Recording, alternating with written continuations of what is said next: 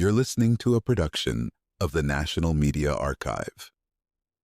To learn more or volunteer, go to nationalmediaarchive.com. In the 16th century, Istanbul was the capital of the most powerful Islamic empire the world had ever seen, the Ottoman Empire. Ruled by Sultan Suleiman, later known as Suleiman the Magnificent, it stretched from Baghdad to Budapest. The heart of this vast empire beat within Topkapi Palace, and at the very center of Topkapi was the most secretive chamber of all, the Imperial Harem. It was known officially as the Abode of Felicity, a name with a very intentional meaning. Since the Sultan was viewed as God's representative on earth, he was to be kept in a state of divine bliss. That meant the best food, the best entertainment, the best music, and most notably, hundreds of women chosen from across the empire and beyond. They weren't Turkish, they weren't Muslim, they weren't volunteers, they were slaves, taken from Christian territories like Ukraine and the Caucasus, chosen for their physical beauty, and had pale skin, dark hair, fine bone structure, brought in as girls, raised to serve. But this was not a brothel. It was a pressure cooker of power, hierarchy, and survival. In 1520, one of them entered the palace. Her name was Alexandra Lisavska. The daughter of a Ukrainian priest captured by slave traders, she would become something else entirely. Renamed Hürrem, the Laughing One, her story would rewrite the rules of empire. The Quran forbade the enslavement of Muslims, but made exceptions for Christians. Girls brought into the harem were scrubbed clean, dressed in silks, and trained in etiquette, embroidery, and obedience. They were taught how to bathe, how to walk, how to smile, and how to submit. And though Islamic law permitted polygamy, this wasn't marriage. It was dynastic strategy. Concubines didn't have legal rights. That was the point. The Sultan's job wasn't just ruling. It was producing sons, many of them. With no official marriage ties, the Sultan could avoid messy political alliances and keep his power unchallenged. These women were selected not just for sex, but for their ability to give birth and then disappear from his bed. But Hürrem didn't disappear, and that was the beginning of the problem. She rose, fast. She was smart, strategic, and knew how to play the game. When the Sultan's favorite concubine, Mahidevran, insulted her and started a fight, Hürrem flipped the narrative. She played the victim, refused to come when summoned, and made the Sultan come to her. He did, again and again. Soon she was his exclusive favorite, and then she became more than that. She bore him a son, then another, and another. That broke every rule. Under the old system, a woman bore one son and then retired. Not Hürrem. She stayed and she multiplied. She became his advisor, his confidant, his equal. And eventually, to everyone's shock, his wife. No Ottoman Sultan had ever legally married a concubine. To do so, he had to free her first. But he did it. And Western ambassadors lost their minds. The Sultan wasn't just sleeping with a former slave, he was crowning her queen. Hürrem moved into new apartments. She wrote letters, she read reports, she advised on court matters, and she educated her sons, not just in religion and poetry, but in statecraft. This was no passive queen. She was active, strategic, and when necessary, ruthless. Her biggest political threat wasn't in the harem, it was Ibrahim Pasha, the Grand Vizier. A childhood friend of the Sultan, Ibrahim had grown powerful, too powerful. He was rich, arrogant, and disrespectful. Even his bed was in the Sultan's chamber. Rumors swirled. Some called him corrupt. Others whispered something more intimate. Hürrem didn't trust him, and eventually neither did the Sultan. In 1536, Ibrahim was invited to dinner at the palace. The next morning, his body was found outside the gates, strangled with a bowstring, the same execution method used for members of the royal family. No blood spilled, no witnesses, just silence. Hürrem had won. But the game wasn't over. She had 4 sons now, but only one could be Sultan. The others would have to die. And there was still Mustafa, the popular eldest son of Mahidevran, Hürrem's old rival. He had military support. The army loved him. The people loved him. That made him dangerous. When Mustafa approached his father's tent during a campaign in Iran, it was supposed to be a diplomatic gesture. Instead, he was seized by palace guards and strangled on the spot. The Sultan himself reportedly watched. The empire was stunned. So were European diplomats, but it removed the last serious threat to Hürrem's children. It also made her the most hated woman in the empire. Witch, they whispered. Still, she endured. She built mosques. She wrote letters to foreign queens. She advised the Sultan. But in 1558, She fell ill. Suleiman sat beside her grieving. She died 38 years after entering the harem as a slave. The Sultan never married again. 8 years later, he died too and was buried next to her, the only woman ever to share a tomb with an Ottoman sultan. Hürrem's legacy didn't end with her death. Her son Selim took the throne in 1566, and with him came another woman who would define the next generation of power in the Ottoman court, Nurbanu Sultan. Nurbanu, meaning Princess of Light, had a past just as complicated. Born Cecilia Venier Baffo to two noble Venetian families, she was captured at age 12 by an Ottoman admiral and brought to Istanbul. As with Hürrem, she wasn't just a concubine, she was an investment. Given to Selim while he was still a young prince, she became his sole companion. Faithful to her, Selim took her with him as he traveled to govern provinces. That loyalty would eventually set the tone for his rule. When Selim became sultan, he brought Nurbanu to the capital.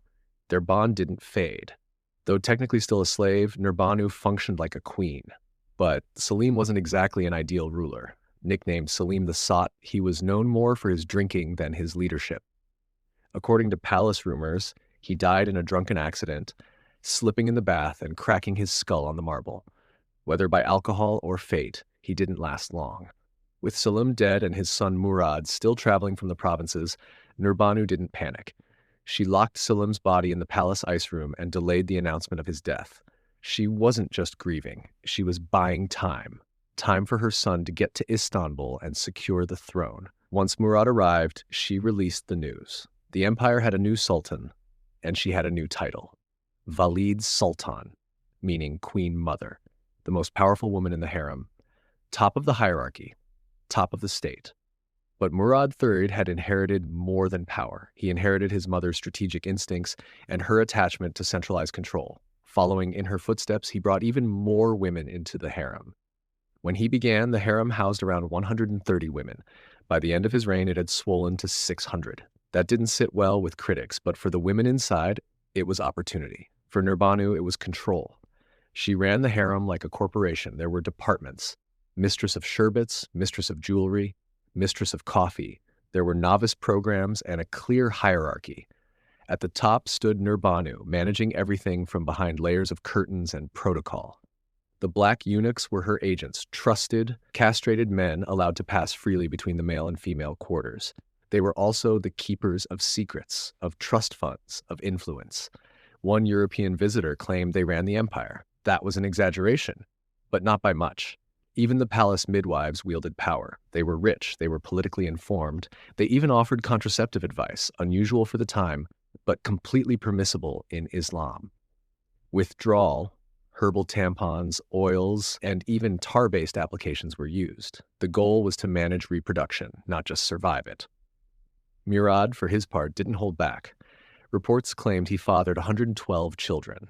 At one point, over 100 cradles were rocking in the harem simultaneously. While European monarchs kept mistresses, Ottoman rulers institutionalized it, turning the harem into a reproductive engine tied directly to the state's future. But even in this system, the stakes remained lethal. Murad's favorite was Safiye Sultan. She bore his first son and wanted to maintain her influence. That made her a threat to Nurbanu. As tradition dictated, the Queen Mother was responsible for choosing concubines for the Sultan. Safiye was getting in the way. Nurbanu allegedly arranged for other women to distract her son, hiring dancers, bringing in rivals, even using his sisters to tempt him away from Safiye. Eventually, it worked. Murad started sleeping with others, producing sons from different mothers. But Nurbanu didn't live to see the chaos her son left behind. She died in 1583 at the age of 58, the first woman to be buried in the same tomb as a sultan. When Murad died 12 years later, his successor executed 19 of his own brothers in one night. Their coffins were carried out of the palace in public. Witnesses said the angels wept. Public reaction was fierce. And that, more than anything, changed the rules. From that moment on, Ottoman sultans stopped executing their brothers. Instead, they kept them alive, but confined. The age of the cafes had begun. The cafes, meaning the cage, was a set of luxurious apartments within the harem where potential heirs were locked up, sometimes for decades. Princes lived like pampered prisoners. They were safe, but clueless, isolated from the world. denied any experience in governance, never knowing if today would bring a throne or a bowstring. And when those men eventually did take power, they were often unstable, untrained, and unfit to rule. That's when the women stepped in again. Into this vacuum stepped Hürrem Sultan. Likely born Anastasia and the daughter of a Greek Orthodox priest, she entered the harem young and was gifted to Sultan Ahmed I. As with Hürrem and Nurbanu, Kösem was more than a pretty face. She was strategic, highly intelligent, and politically aware. She bore several sons, a rare exception in a system that usually allowed just one. Ahmed loved her deeply, and after his death, Kösem stayed in the palace. That meant power. When her son Murad IV came to the throne at the age of 11, Kösem effectively ran the empire. She became regent, ruling in his name. Letters she wrote to high-ranking officials weren't ceremonial. They were direct, sharp, and filled with orders. "I must be driving you mad with my questions," she wrote to one grand vizier, "but when I do, you're driving me mad too." It was politics without pretense. When food ran low for the army, she took control. When order wavered, she steadied it, and when her son Murad reached adulthood, she stepped back until he died. Then Kösem returned to power through another son, Ibrahim. Ibrahim was the last male heir. Everyone knew he was unstable, possibly insane. He'd spent years locked in the cafes and emerged emotionally wrecked. He refused to believe his brother was dead. The court had to drag Murad's corpse to his door to convince him. Then, once crowned, Ibrahim spiraled. He was paranoid, unhinged, obsessed with sex, superstition, and power displays. He reportedly summoned the fattest woman in Istanbul, spent days listening to her tell fairy tales, and became obsessed with sable fur after hearing a story about it. He imposed a fur tax across the empire to redecorate the palace. Rooms were lined with fur and mirrors. Protocol collapsed. Prestige became performance. His sisters were ordered to wait on concubines. Hierarchies shattered. Behind the scenes, Kösem was still trying to manage the madness. She found concubines for him, coaxed him into fathering heirs. When one finally arrived, the entire empire exhaled. But by 1648, it was over. The empire was at war, famine hit the capital, and Ibrahim had lost all support. The court deposed him. Kösem approved it. Her grandson, just 7 years old, became the next sultan. Ibrahim was executed shortly after. Kösem wasn't done. Now in her 60s, she wanted to continue as regent, but there was a problem. Her grandson had a mother, Turhan Sultan. Young, ambitious, and politically savvy, Turhan wasn't interested in playing second.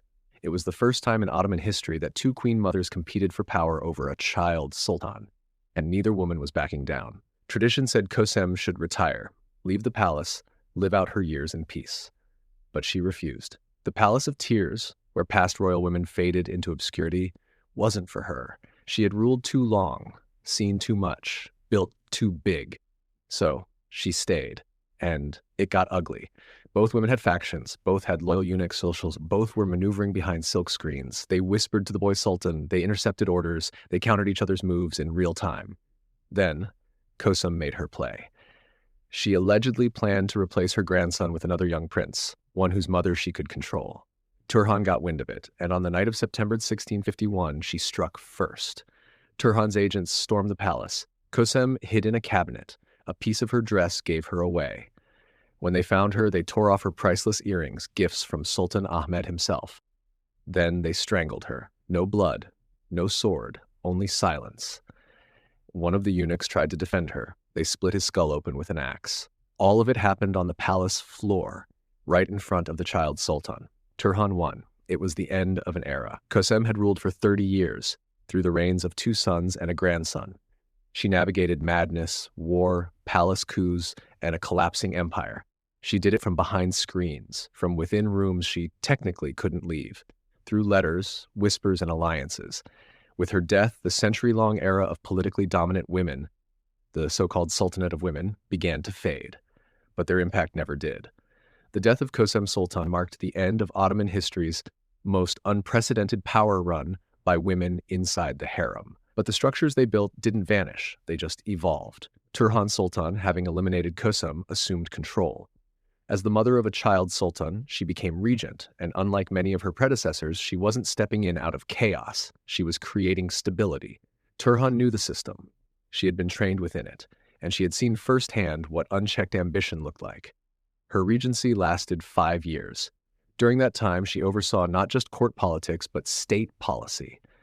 She completed the construction of the Yeni Mosque in Istanbul, a massive architectural statement started under Safiye Sultan decades earlier that had remained unfinished. Turhan picked it up as a public demonstration of authority and continuity. She wanted people to know the empire had a mother at the helm and things were getting done. But after her son came of age, Turhan, unlike Kösem, didn't cling to power. She stepped back. The political climate had changed. The Sultanate of Women wasn't over, but its most dramatic and dangerous phase, the era of coups, cage politics, and rival queen mothers, was closing. From here on out, the harem would still matter. It remained the inner sanctum of the empire, a space for training, diplomacy, education, and control over the sultan's private life. But it wasn't the war zone it once was. The black eunuchs still served as intermediaries, not just guardians of the harem, but brokers of influence, whispering between the female court and the male one. The harem was still the best finishing school in the empire. Women there were still educated in religion, arts, diplomacy, and, most importantly, subtlety. And concubines still bore princes, each one a possible sultan. But no woman after Turhan would reach the height of influence that Hürrem, Nurbanu, or Kösem had claimed. These three, a Ukrainian priest's daughter, a Venetian noble's kidnapped child, and a Greek concubine turned regent, had taken a system designed to contain them and bent it to their will. They had changed the course of the empire. Western historians spent centuries calling this era a decline. That's misleading. The Ottoman Empire didn't fall because of women in power. It lasted another 250 years after Kösem's death. What changed was the role of the palace itself. The empire was shifting, politically, militarily, economically. These women stepped into the gaps that weak sultans and chaotic transitions left behind. They weren't symbols. They were operators. And yes, they were ruthless. But so was the system. While male rulers were praised for executing their rivals, women were demonized for playing the same game. They were called witches, manipulators, harlots. Their intelligence was threatening. Their loyalty was questioned. Their survival was somehow scandalous. But look closer, and it's clear. They did what they had to do. They protected their sons. They preserved the empire. And they ruled from behind latticed screens with the same ambition and often more competence than the men whose thrones they defended. After the era of Hürrem, Nurbanu and Kösem, no woman would again shape Ottoman history so profoundly. But their legacy, a century of female power in the world's most unlikely political office, remains one of the most extraordinary chapters in imperial history. They entered the harem as slaves. They left as sovereigns.